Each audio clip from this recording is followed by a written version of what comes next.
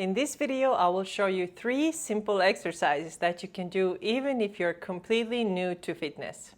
Hi, I'm Kirsten, and these exercises that I'm going to show you today have helped my beginner clients to feel much stronger in their everyday life. For example, they can now go skiing with their grandchildren, or they can put their bags in the overhead bin on the plane. And it all started with these same simple bodyweight exercises that I'm going to show you today. You don't need any equipment to do these exercises other than maybe a chair. You can do these exercises everywhere, and they are the fastest way for a beginner to get in shape. If you want to know the benefits of each one of these exercises, make sure that you stick around until the end. But right now, let's get started. I'm going to show you the easier version first, and then the harder version after that. The 3 exercises we're going to do today are the squat, push-up, and the plank, plus the modifications. And I'd like you to do 10 repetitions of squats, 10 of the push-ups, and 30 seconds of the plank. So let's get started. First, I'm going to show you how to do a chair squat. This is a great modification if you can't do a deep squat yet, but it will still work your legs. And you would do that for 10 repetitions. I'm going to show you exactly how to do it. You want to sit on the edge of the chair, and you want to have your feet about hip width distance apart, and your knees will be tracking your toes. It's really important to pay attention to that so that your knees don't turn in as you stand up or as you sit down. I'm going to show you some repetitions of the chair squat.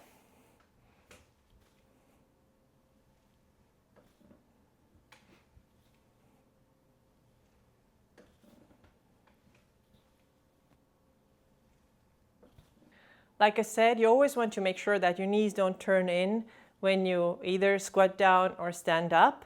So you want to make sure that your knees stay nice and stable and they are pointing forward. So here's what they should look like. And you can have your arms here the whole time, or they can be here. That's up to you. This is how I like to do it.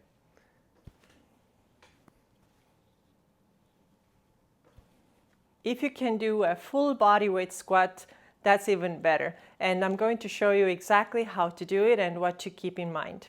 First, you're going to take your feet about hip width distance apart, or a little bit wider is okay too. And you can choose if you want to have your toes straight forward or a little bit out. But the important part is that your knees should be going exactly the way your toes are pointing. So if they're straight forward, your knees will be also. And if your toes are a little bit out, your knees will go a little bit out too. I prefer the second version, but it's really up to you. Before you begin your squat, and bend your knees and push your hips back, engage your core.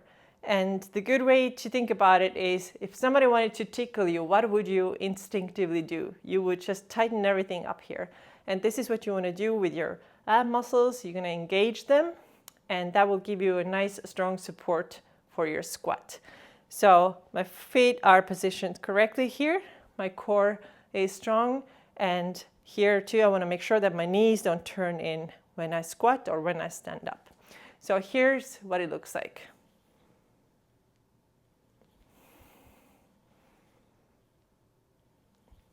And you would go as low as you can. If you can go all the way down, that's of course great. But if not, try to get to at least 90 degrees, which means that your hips and your knees are on the same level. So at least 90 degrees would look like this.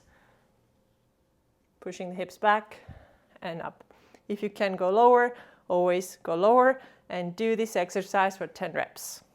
If you have some knee trouble and bending your knees maybe causes some pain and you cannot do squats, here's what you can do. It's called the wall sit. And we're going to just lean back against the wall like that, and then walk the feet out a little bit, and then start lowering until we get to the position where we are about 90 degrees here. And then you can just stay here, and you're going to start feeling the burn in these muscles, which are the same muscles that you work when you're squatting. But in this position, you will have a lot less stress on your joints. If you have a water bottle or something light, you can take it and just place it on your lap to make it a little bit more challenging if you want to try that. And stay here for 30 seconds. If you like this video so far, make sure that you grab my free guide that is in the description below. And in this guide, you find more workouts for beginners as well as more intermediate lifters if you're already used to using dumbbells. So make sure that you grab this free guide. And now let's move on to the next exercise. This exercise is the push-up, and we're going to do it against the wall. You want to put your hands flat against the wall and your elbows about 45 degrees out. So a lot of times I see something like this. Avoid that. Instead, bring your elbows in a little bit. And you're going to press your hands back. And then you're simply going to bend your elbows until your head gets very close to the wall. So here and back up. Again. And back up. One more time. When you're doing this exercise, it's also important to keep your core engaged, the same way that I explained when I showed you the squat. If the wall push-up is too easy for you or you're not getting much challenge out of it, the next step is to take your push-ups lower. And so I'm going to use my dining table right here. You can choose anything that you have in your house. And everything else about the exercise is the same. Of course, this is going to be a little bit harder. So same thing, I'm going to put my hands on the surface and my elbows will be, again, about 45 degrees out. Body is in a nice, strong plank position. Down and up until your chest touches the table. One more.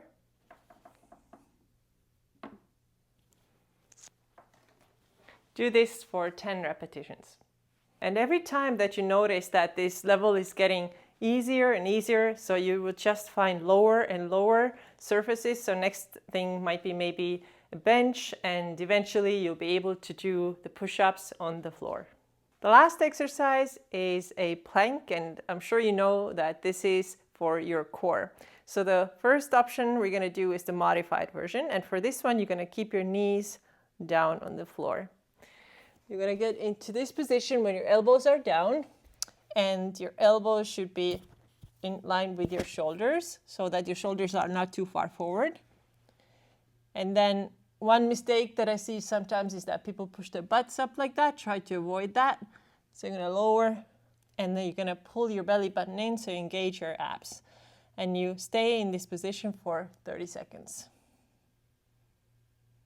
If you're ready for the full version of the plank, that's awesome. Let's go over the technique of that.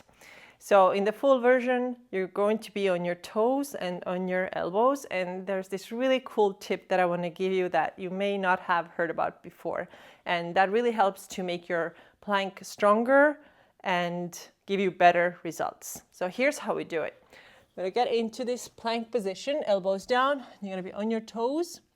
And now I want you to think pulling your elbows towards your toes and your toes towards your elbows. So you don't see it much because there's not a whole lot of movement.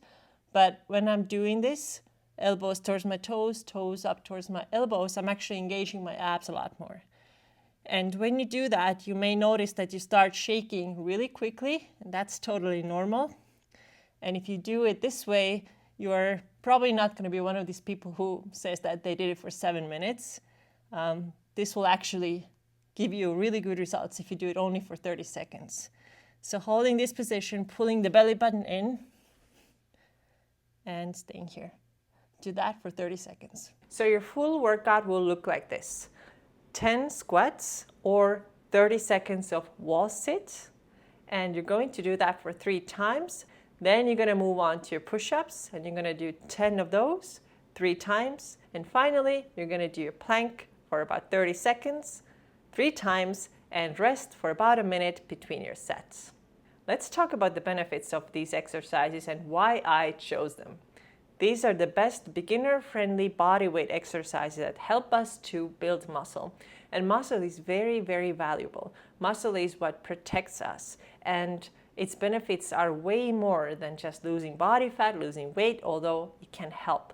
But if you have more muscle mass on your body, you're protecting yourself potentially against diabetes, metabolic disease, heart problems, and so on. You literally need muscle to stay healthy to stay independent and really enjoy your life. The second reason why I chose these exercises is that when you do them, you're going to target your whole body. We did the squat for the lower body, we did the push-ups for the upper body, and we did the planks for the core. Although you will always use your core when you're doing your squats and push-ups properly as well. And the third reason is that they are the most functional exercises, meaning that they help you in your everyday life. For example, we did some squats, and you'll have to get up and down all the time. You're sitting on a couch, you have to get up. Or maybe you're cleaning something and you have to squat and then you stand up. You get the point. The second exercise was the push-up. So frequently in your everyday life, you may have to push something or move something, or lift something. So this is why you need upper body strength. And lastly, core is always so important. This is the foundation. So if you have a strong core, you can push and move and twist and turn and do all of these things without losing the foundation and without potentially causing yourself an injury. So this is why it's so important to take care of your core muscles. It's so much more than just the abs or getting as lean as possible. It is really about true strength. If you enjoyed today's video and found it useful, make sure to check out the next one as well. See you soon.